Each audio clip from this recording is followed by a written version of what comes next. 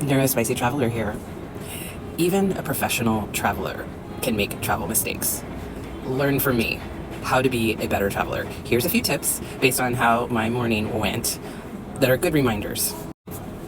1. Travel at a time, whenever possible, that will allow you to be less rushed. So in my case, I was looking at 2 different flights. I thought, this time I'll take the earlier one. Not because I absolutely had to, but coming from the mindset of like, I want to get home earlier. Well, mistake, because by choosing that earlier flight, I also, and this leads into number 2, didn't allow myself to get enough rest.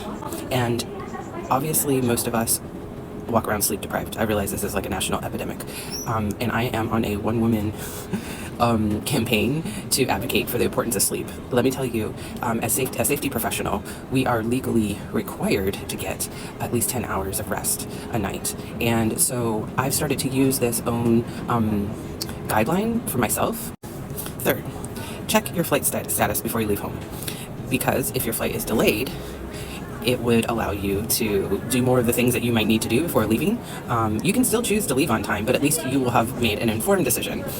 If you need more sleep, it'll allow you to go back to sleep if that's an option for you. I got to the airport because I was rushing, because I chose the earlier flight, because I hadn't gotten enough sleep. I got to the airport without having checked the flight status, and it's entirely possible that the status would have changed while I was heading to the airport, but I don't know. And what I do know is that when I got here, the flight was listed as delayed, and the flight that I checked in for, I could have changed to a later flight if I had known in advance. Not everybody has that as an option, but note to self. 4.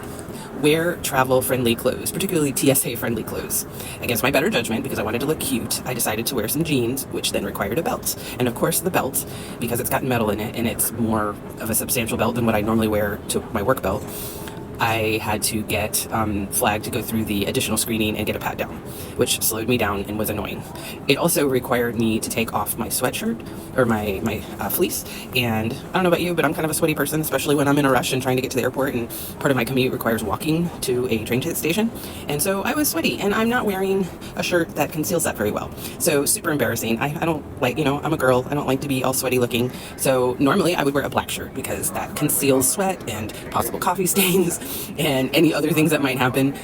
So, number 5. And this all goes back to the whole don't be too rushed and don't be too tired thing, but it's especially important in those situations to take a beat before transitioning between tasks. So for example, and this goes to my ADHD people out there who have bad working memory, I think when we get in fight or flight mode, which literal fight or flight mode, because we're rushed or tired, it's easier to overlook things, to forget things. So earlier when I went to print out my boarding pass and I was checking a bag, I not only threw away the part of the bag sticker that I needed to show the agent, but I also forgot my boarding pass in the machine, so he had to go and print it out for me again.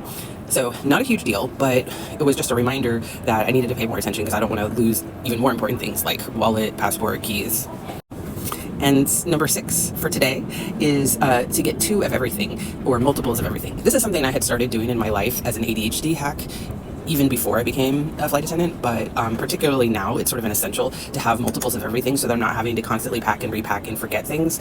And this morning was very cold. I have only one pair of gloves with me, and I left those back at my place in my work bag, and it really would have been helpful to have some gloves with me, so I'm going to get myself another pair when I get home. That's all for now. Any other tips you guys have?